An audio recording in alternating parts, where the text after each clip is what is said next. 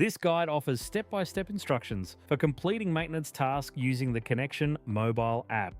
Select View Jobs to view all jobs allocated to this mechanic. The job dashboard shows jobs allocated by job status, with jobs for the current shift found under the Today tab. Other tabs include In Progress, Overdue, and Completed. Once you have clicked on Today, you can see the maintenance jobs allocated to this mechanic on this day. If there have been multiple jobs allocated, they will appear here. Open the job, you can see all the basic details of the equipment. Select Start Job to initiate the job workflow. Here you can see the repairs and services against the equipment. Those under the subheading Scheduled Repair to those items that have been scheduled for today. Optional repairs are other items you could complete against this equipment. You can see in this example there is a fault repair that has been scheduled, and there is a D service and NHVR service as optional items. The fault provides options to start repair, or if items aren't available to complete the repair, markers the job as waiting on parts. Pausing the job. Notes and photos recorded on the pre-start are visible to the mechanic when working on faults. Complete the repair and make any comments. You must enter in the completion date, current, kilometers, and signature.